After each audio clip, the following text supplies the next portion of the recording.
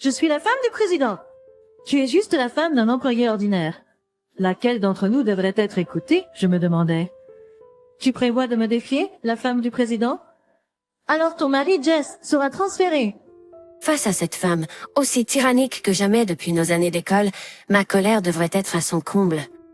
Normalement, ce serait le cas.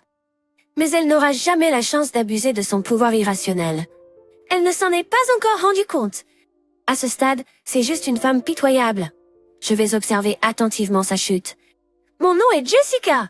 Apprenant que ce fut mon restaurant de burgers préféré depuis l'enfance qui était en difficulté financière, je ne pus m'empêcher de me précipiter vers le magasin le plus proche, même à 40 ans. Je prévoyais de les soutenir en tant que consommateur en effectuant un achat. Cependant, il y a eu un moment où j'ai pensé que je ne soutiendrais plus une certaine entreprise. C'était le lieu de travail d'Asher.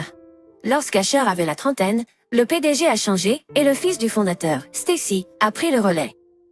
J'ai entendu d'Asher que le nouveau PDG était un bon leader qui se souciait de ses employés. En effet, le PDG était ainsi. Mais il y avait des problèmes avec son entourage. C'était lors du voyage du personnel de l'entreprise. Le PDG a dit que les employés pouvaient amener leur famille. J'ai donc rejoint Asher lors du voyage. Ce fut notre premier voyage ensemble depuis notre lune de miel, et la destination était une station balnéaire dans le Colorado. J'étais aux anges jusqu'à notre arrivée. Le moment où nous sommes arrivés, j'ai regretté d'être venu. Enchantée, je suis Marilyn, la femme du PDG. Ah oh? La femme qui s'approchait en souriant et en tendant la main était une camarade de classe de l'école. C'était Marilyn, n'est-ce pas? Ne me trompe-je pas? Je réfléchissais alors que j'hésitais à lui serrer la main tendue. Jess, n'est-ce pas? Ça fait si longtemps. Wow, tu es mariée maintenant? Ah! Haha! Oui, ça fait un moment. Tu es si réservée. Mais je n'ai jamais voulu être proche d'elle parce que, à l'époque de notre école, elle ordonnait à tout le monde de l'appeler reine. À l'époque de l'école, je détestais vraiment Marie, ou la reine comme elle aimait être appelée. Je pense que presque personne de notre classe ne l'aimait, sauf un groupe de suiveurs. Presque tout le monde la méprisait, chuchotant dans son dos, se demandant si elle se prenait pour une vraie reine. Marie était la fille d'un propriétaire de magasin de robes local. Bien que cela puisse sembler prestigieux, ce n'était pas vraiment le cas. La demande de robes diminuait, et j'ai entendu dire que leur entreprise avait des difficultés. Ses parents, malgré leur voiture de luxe et leur tenue formelle, étaient des gens assez ordinaires qui faisaient leurs courses en cherchant des promotions au supermarché local. Mais Marie était l'incarnation d'une fille riche gâtée. Elle ne faisait jamais rien elle-même. Elle montrait ses devoirs à des garçons intelligents qui l'aimaient ou à des filles avec de bonnes notes, et elle refilait ses responsabilités de classe aux enfants timides. Le plus gros problème de Marie était sa tendance à convoiter les affaires des autres. Ses accessoires, porte-clés, babioles, tout ce qu'elle aimait, elle achetait la même chose le lendemain et l'imitait. Des accessoires pour cheveux, des babioles, tout ce qu'elle aimait, elle achetait la même chose le lendemain et l'imitait. Tu me copies, n'est-ce pas? Arrête, c'est agaçant. Elle se plaignait comme si c'était elle qui était imitée. Si quelqu'un osait se plaindre, il serait confronté à des garçons plus âgés venant d'autres écoles, leur disant menaçamment de ne pas embêter Marie. Tout le monde évitait les ennuis, et si Marie avait un faible pour quelque chose, ils abandonnaient tout simplement. Marie faisait ce qu'elle voulait avec les filles, mais elle cachait sa vraie nature aux garçons, aux élèves plus âgés et aux professeurs, et elle était assez populaire auprès d'eux. Pour aggraver les choses, la femme du principal de notre classe était une cliente régulière du magasin de robes de la famille de Marie. Alors les méfaits de Marie étaient toujours rapidement étouffés. J'ai été l'un de ceux qui ont dû abandonner un porte-clés chéri parce qu'elle avait décidé de l'imiter. En tant que nouvelle élève qui venait d'entrer dans la même classe que Marie, Je l'avais en premier pourtant. j'ai naïvement répondu. Défiant la jeune femme, j'ai été immédiatement convoquée par un aîné intimidant. À partir de ce moment-là, j'ai essayé de garder mes distances avec Marilyn autant que possible. Mais nous étions dans la même classe, donc l'évitement complet était impossible. Lorsqu'elle était assise à côté de moi, elle me confiait ses tâches de nettoyage. Et lorsque nous étions tous les deux de service, elle ne faisait absolument aucun travail. Le pire incident s'est produit en 11e année. Malheureusement, j'étais à nouveau dans la même classe que Marilyn.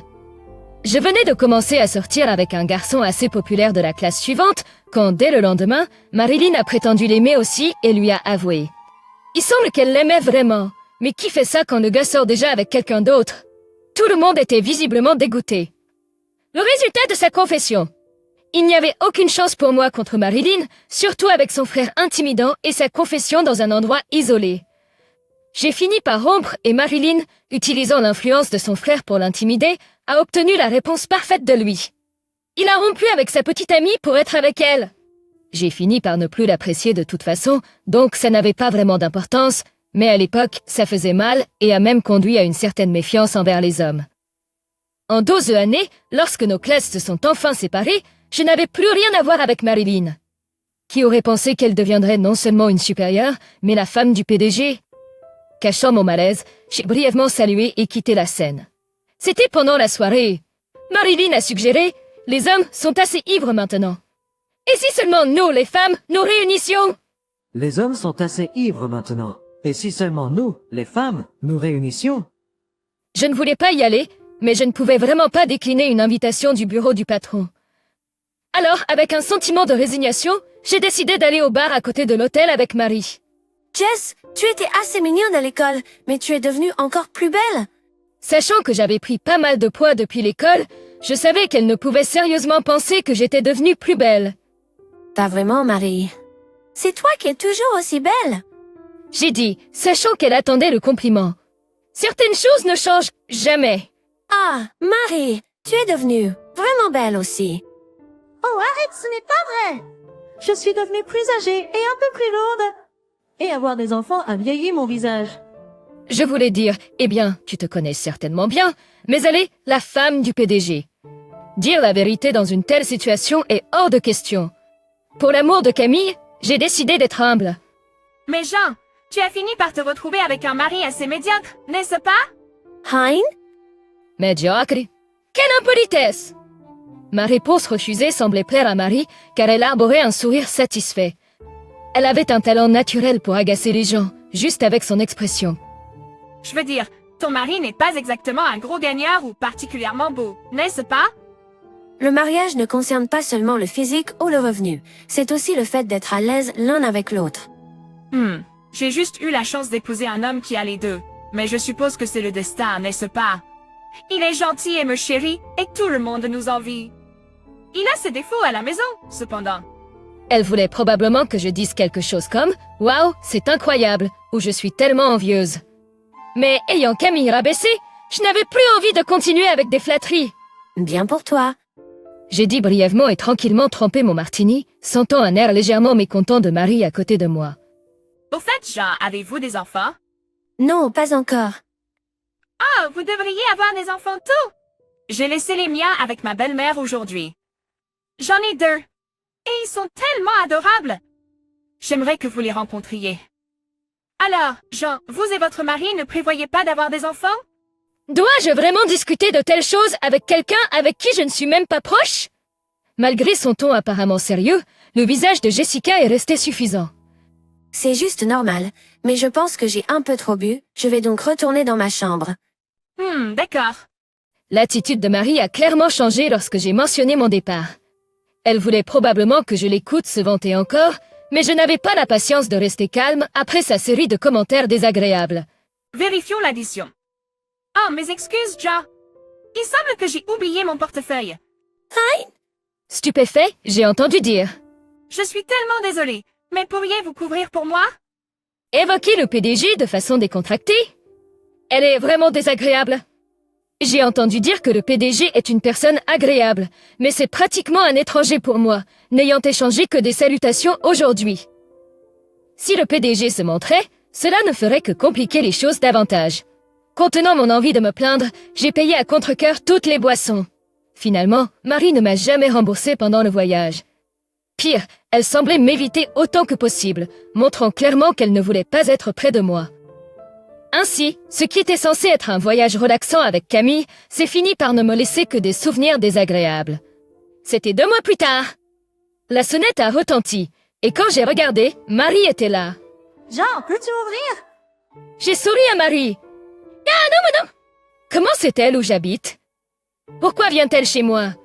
Elle n'est sûrement pas là pour me rendre l'argent. » Confuse mais incapable de l'ignorer, j'ai ouvert la porte. Que se passe-t-il, Marie? Désolée de te déranger quand tu es occupée. Je viens de m'installer dans l'appartement en diagonale d'ici et je me suis dit que je viendrais dire bonjour. Installé? Vraiment? Oui, Étienne est un peu égoïste, alors j'ai pensé que je me séparerais un moment pour le faire réfléchir. En disant cela, Marilyn a révélé qu'elle avait trouvé notre adresse sur une carte de Noël qu'Asher avait envoyée au PDG l'année dernière. Elle avait cherché un appartement disponible dans cet immeuble, pensant que ce serait pratique d'avoir moi à proximité pour compter sur moi. Le culot de s'installer avec l'intention de dépendre de moi. Que c'est embêtant! Pendant que je restais abasourdi. Jean? Quite an oath. Un Asher ensommeillé est apparu de derrière. Voyant Marie, il s'est exclamé avec surprise. Whoa, diesel demand appearance. Il a présenté ses excuses à Marie. Oh, le mari de Jean est aussi ici. Ça a du sens. C'est dimanche après tout. Marilyn Harry. Vraiment?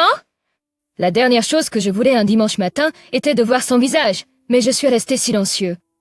J'ai besoin d'un service, en fait. Pouvez-vous garder mon petit aujourd'hui? Je dois sortir. Hein? Marilyn, ignorant ma réaction visiblement contrariée, a souri et m'a confié son bambin, en lui donnant pour consigne d'être sage. Je laisserai aussi la clé de chez moi.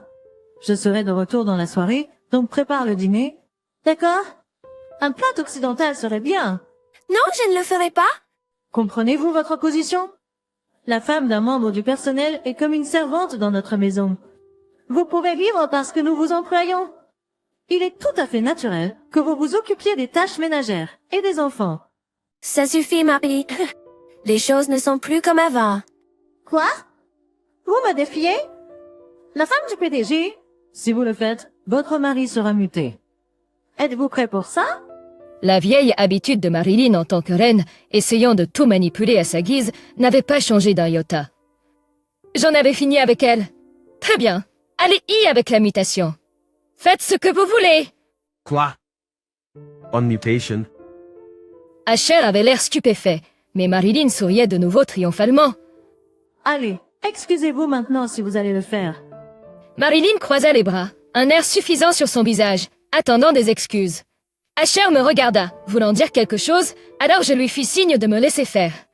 Je n'ai aucune intention de m'excuser, mais s'il s'agit d'une mutation, je veux que le PDG le dise lui-même, ici et maintenant. Bien! Ce n'est que juste, n'est-ce pas?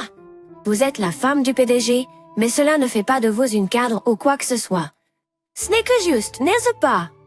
Vous êtes la femme du PDG, mais cela ne fait pas de vous une cadre ou quoi que ce soit. Vous ne pouvez pas simplement émettre un ordre de mutation. En entendant mes paroles, Marilyn, avec un air mécontent, appela le PDG. Salut, tu peux venir chez moi dans mon nouvel appartement? C'est... Bon, j'avais tort aussi, mais s'il te plaît, viens. Sentant l'atmosphère tendue entre le PDG et Marilyn, nous avons décidé d'attendre l'arrivée du PDG. Le PDG est arrivé rapidement.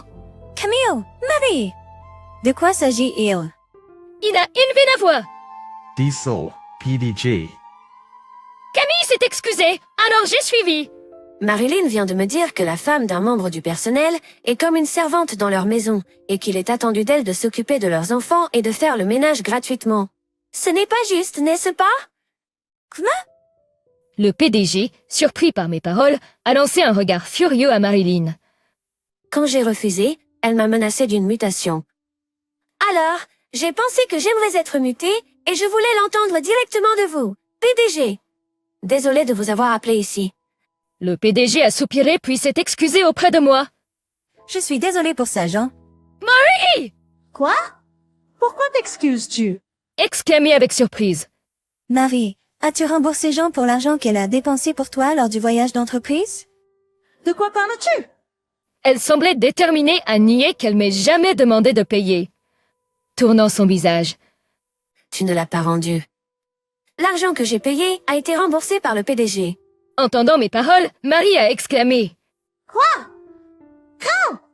Pendant le voyage d'entreprise, Asher consultait avec le PDG. Il demandait comment améliorer son mariage, comment le rendre plus comme le nôtre. La relation entre Marilyn et le PDG s'était détériorée au fil des années, à peine maintenus ensemble à cause de leurs enfants. La racine du problème était l'égoïsme de Marilyn à la maison, surtout depuis qu'il est devenu PDG. Elle avait été particulièrement exigeante, exploitant sa position pour éviter le travail et exigeant des articles de luxe. Même quand réprimandée par le PDG, Marilyn semblait ignorer ce qu'elle avait fait de mal. Ainsi, jour après jour, leur relation s'aggravait et le PDG se confiait à mon mari pendant le voyage, se plaignant de Marilyn. Je savais qu'ils envisagèrent la séparation, mais je ne m'attendais jamais à ce que Marilyn déménage près de chez moi. Après le voyage, nous n'avons invité que le PDG chez nous. C'est là qu'il a remboursé l'argent. Je lui ai tout dit ce que vous avez dit pendant le voyage, et à propos du passé. Le PDG semblait bien conscient de votre vraie nature. Il envisageait déjà le divorce à ce moment-là, sur la base de mes récits. Le divorce. Marilyn perdit de mots, fixant le PDG. Il a soutenu son regard sans ciller. Tu as probablement pensé que, puisque je ne veux pas divorcer, tu peux dire tout ce que tu veux à la femme d'un membre du personnel, et elle obéira, n'est-ce pas? Marilyn est restée silencieuse. Ce n'est pas que je ne voulais pas te divorcer. C'était le souci de nos enfants qui m'a empêché de le choisir. Tu es parti en tempêtant que nous devrions nous séparer, mais si tu ne l'avais pas fait, je l'aurais suggéré. Tout d'abord, utiliser mon nom et mon pouvoir pour faire ce que tu veux avec les familles des employés?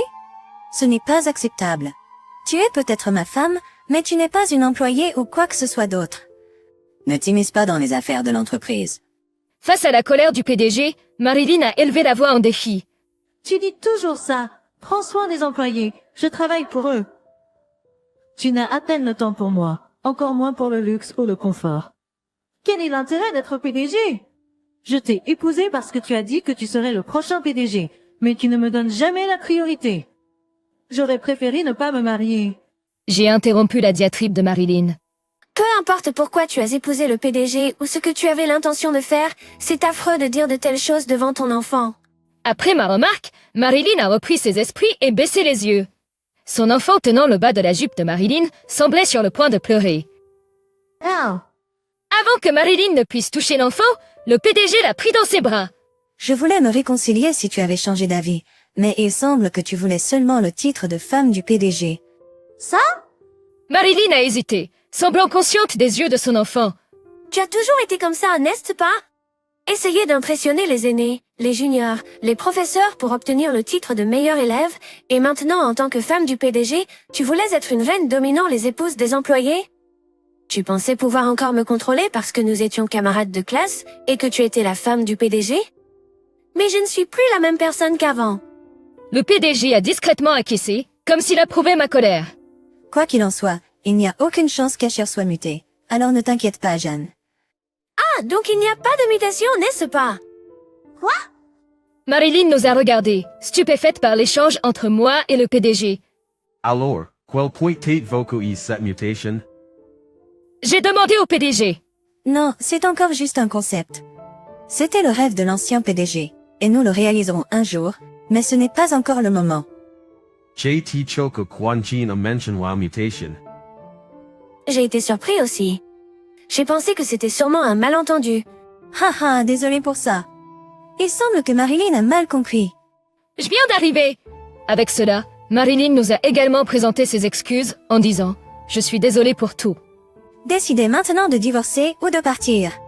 Menacée de l'ultimatum du PDG, Marilyn a choisi de ne pas vivre dans l'appartement et est retournée chez ses parents à la place, laissant le PDG utiliser l'appartement pour le reste du bail. Le PDG espérait poursuivre leur relation sans divorcer si Marilyn se calmait. Cependant, les parents de Marilyn l'ont confronté avec colère, lui demandant s'il avait l'intention d'abandonner leur fille. Marilyn pensait probablement que l'implication de ses parents dissuaderait le PDG de divorcer. Elle s'est trompée. La confrontation a finalement poussé le PDG à décider de divorcer. La bataille pour la garde a été houleuse. Mais finalement, Marilyn a déclaré « Je suis fatiguée de tout ça. Je ne veux pas élever des enfants. Je ne les veux même pas. » Et a renoncé à ses droits, laissant le PDG s'occuper de leurs 2 enfants. Quant à nous, environ 1 an après cette agitation, nous avons été bénis avec un enfant. Maintenant, notre enfant fréquente la même école primaire que les enfants du PDG et nous continuons à entretenir une relation familiale étroite avec eux. Les week-ends, nous faisons des barbecues et laissons les enfants jouer au parc sportif. C'est comme si notre famille s'était agrandie et que les jours étaient animés. Nous avons trouvé un joli terrain à proximité et prévoyons de déménager dans une maison l'année prochaine. En grandissant, je m'inquiète souvent de savoir si nous faisons trop de bruit pour nos voisins. Le PDG nous invite souvent, mais je me sens mal d'être toujours du côté récepteur. Donc une fois notre nouvelle maison construite, je prévois d'inviter sa famille à une fête pour les remercier de tout. Si le PDG avait continué son mariage avec Marilyn, j'aurais continué à souffrir de ses problèmes. Je suis reconnaissant pour le jugement avisé du PDG. Le travail assidu de Camille a été reconnu. Bien que les promotions soient rares dans notre entreprise, son salaire a augmenté. Nous ne pouvons toujours pas rivaliser avec les grandes entreprises et l'augmentation de salaire signifie des impôts plus élevés, mais bon, c'est tellement gratifiant de voir le travail acharné reconnu. Désormais, je veux me concentrer davantage sur le positif que sur le négatif, vivre une vie lumineuse, heureuse et tourner vers l'avenir avec ma famille. La vie est toujours devant nous. Profitons-en!